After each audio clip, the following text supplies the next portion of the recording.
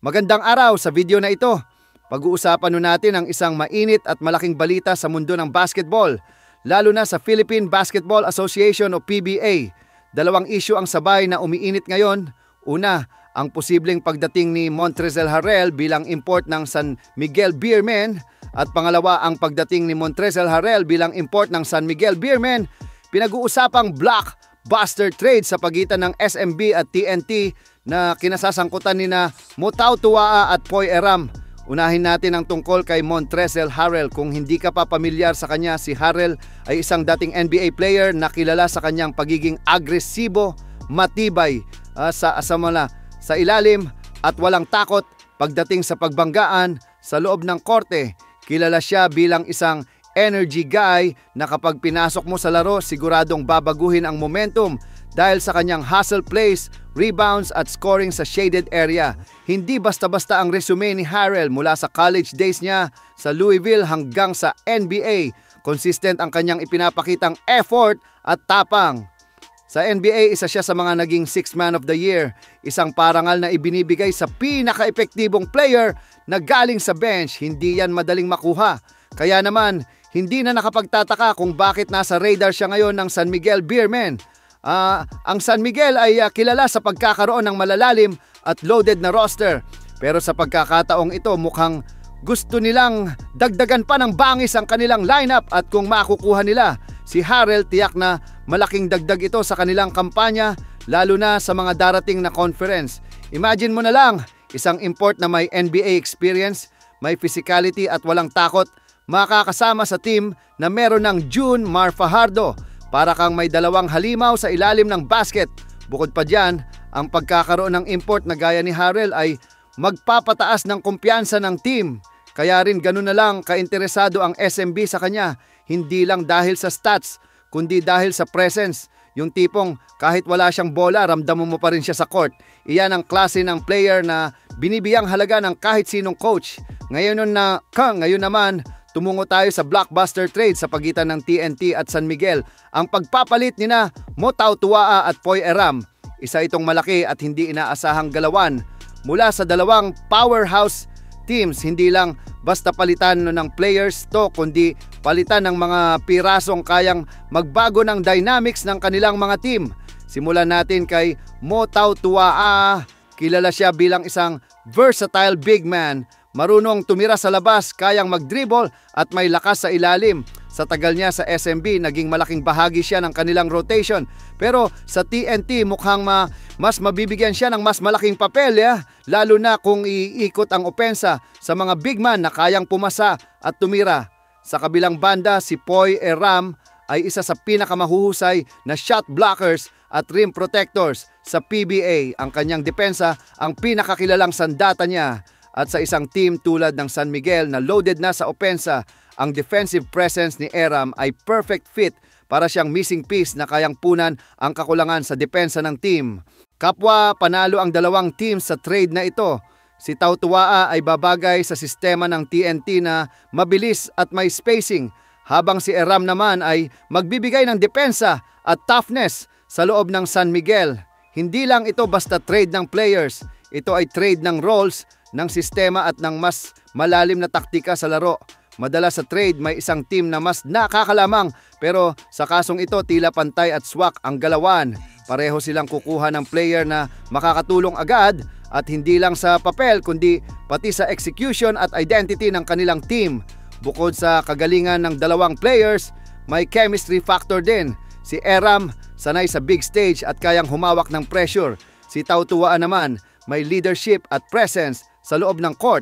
Kaya kahit magpalit sila ng uniforme, hindi imposibleng mabilis silang maka-adjust, habang pinag-uusapan ang trade na ito. Sabayan pa ng usapin tungkol kay Montrezl Harrell. Lalong umiinit ang eksena sa PBA.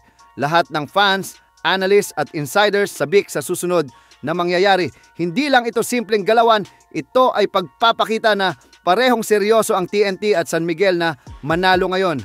Sa mata ng fans, mas lumalalim ang excitement kasi hindi lang sila basta manunood ng laro, manunood sila ng mga bagong kombinasyon, bagong matchups at bagong storylines sa court, lalo na kung tuloy ang pagdating ni Harrell. Siguradong aabangan ito ng lahat.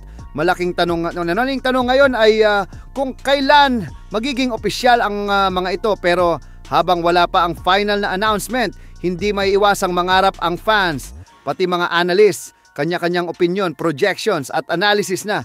Ang ganitong klasing balita ay nagpapakita kung gaano ka-evolving ang PBA, hindi ito stagnant. Laging may bagong twist, laging may bago kang aabangan, at kung tutuusin, ito ang nagpapasaya sa liga. Ang hindi mo alam kung sino ang lalakas, sino ang lalalim, at sino ang susunod na manghahasik ng gulo sa court. Mula sa posibleng pagdating ni Harrell hanggang sa trade ni na Tau Tuaa at Eram, isang bagay ang malinaw, ang dalawang teams ay hindi kontento sa status quo. Gusto nilang manalo, gusto nilang mag-evolve, at gusto nilang umangat pa. Para sa fans, magandang balita to, mas competitive na liga, mas exciting na games at mas matinding matchups. Ibig sabihin, bawat laro ay parang finals level na ang intensity. At bilang manonood, yun ang gusto natin, basketball na puno ng puso, skill at grit. Kung sakaling matuloy lahat ito, siguradong hindi lang ito makakaapekto sa mga team involved, kundi pati sa buong landscape ng liga. Posibleng magkaroon ng domino effect kung saan ang ibang teams ay mapipilitang gumawa rin ng galaw para makasabay. Kaya abangan natin ang susunod na kabanata sa mga galawang ito, kasi hindi lang ito usapin ng player movement, usapin din ito ng direksyon, ng vision at ng desire na makuha ang kampyonato. At sa ngayon mukhang walang gustong magpahuli.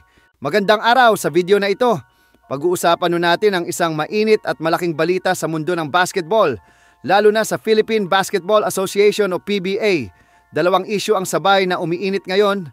Una, ang posibleng pagdating ni Montrezl Harrell bilang import ng San Miguel Beermen, at pangalawa, ang pagdating ni Montrezl Harrell bilang import ng San Miguel Beermen. Pinag-uusapang blockbuster trade sa pagitan ng SMB at TNT na kinasasangkutan ni na Tau Tuaa at Poy Eram.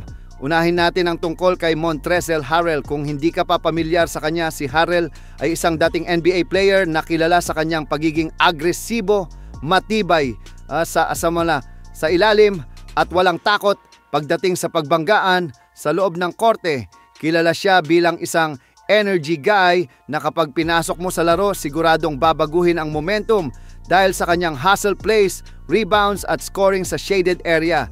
Hindi basta-basta ang resume ni Harrell mula sa college days niya sa Louisville hanggang sa NBA. Consistent ang kanyang ipinapakitang effort at tapang. Sa NBA, isa siya sa mga naging 6th Man of the Year, isang parangal na ibinibigay sa pinaka-epektibong player na galing sa bench. Hindi yan madaling makuha.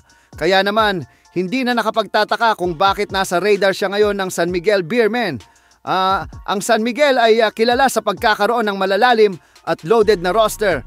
Pero sa pagkakataong ito, mukhang gusto nilang dagdagan pa ng bangis ang kanilang lineup, at kung makukuha nila si Harrell, tiyak na malaking dagdag ito sa kanilang kampanya, lalo na sa mga darating na conference. Imagine mo na lang, isang import na may NBA experience, may physicality at walang takot, makakasama sa team na meron ng June Mar Fajardo. Para kang may dalawang halimaw sa ilalim ng basket. Bukod pa dyan, ang pagkakaroon ng import na gaya ni Harrell ay magpapataas ng kumpiyansa ng team. Kaya rin ganun na lang kainteresado ang SMB sa kanya, hindi lang dahil sa stats, kundi dahil sa presence. Yung tipong kahit wala siyang bola, ramdam mo pa rin siya sa court. Iyan ang klase ng player na binibiyang halaga ng kahit sinong coach. Ngayon naman, tumungo tayo sa blockbuster trade sa pagitan ng TNT at San Miguel. Ang pagpapalit ni na Tau Tuaa at Poy Eram. Isa itong malaki at hindi inaasahang galawan. Mula sa dalawang powerhouse teams, hindi lang basta palitan ng players to, kundi palitan ng mga pirasong kayang magbago ng dynamics ng kanilang mga team. Simulan natin kay Tau Tuaa.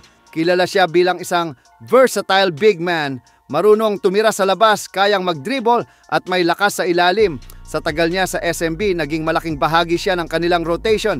Pero sa TNT, mukhang mas mabibigyan siya ng mas malaking papel, lalo na kung iikot ang opensa sa mga big man na kayang pumasa at tumira. Sa kabilang banda, si Poy Eram ay isa sa pinakamahuhusay na shot blockers at rim protectors sa PBA. Ang kanyang depensa ang pinakakilalang sandata niya.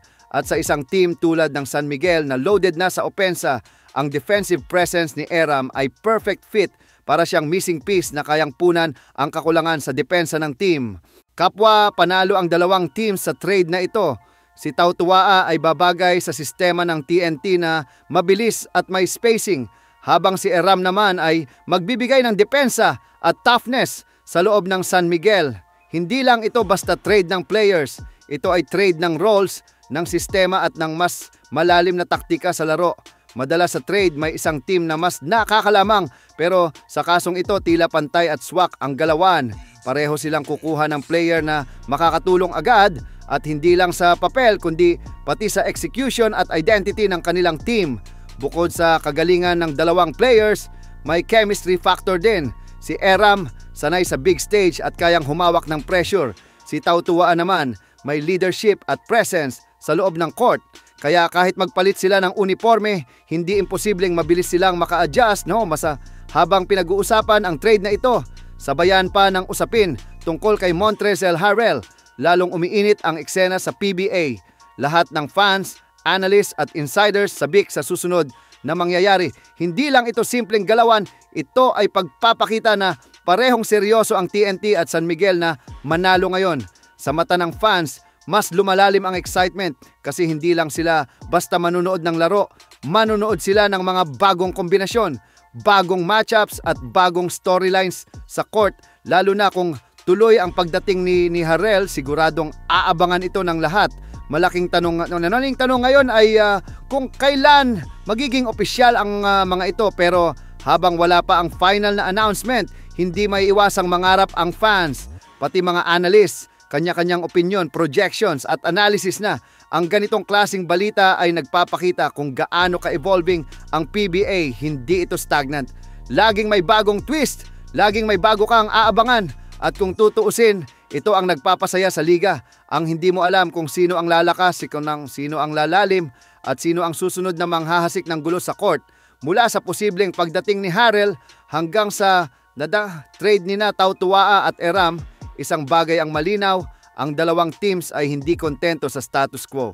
Gusto nilang manalo, gusto nilang mag-evolve at gusto nilang umangat pa. Para sa fans, magandang balita to, mas competitive na liga, mas exciting na games at mas matinding matchups. Ibig sabihin, bawat laro ay parang finals level na ang intensity. At bilang manonood, yun ang gusto natin, basketball na puno ng puso, skill at grit. Kung sakaling matuloy lahat ito, siguradong hindi lang ito makakaapekto sa mga team involved, kundi pati sa buong landscape ng liga. Posibleng magkaroon ng domino effect kung saan ang ibang teams ay mapipilitang gumawa rin ng galaw para makasabay. Kaya abangan natin ang susunod na kabanata sa mga galawang ito kasi hindi lang ito usapin ng player movement, usapin din ito ng direksyon, ng vision at ng desire na makuha ang kampeonato. At sa ngayon mukhang walang gustong magpahuli.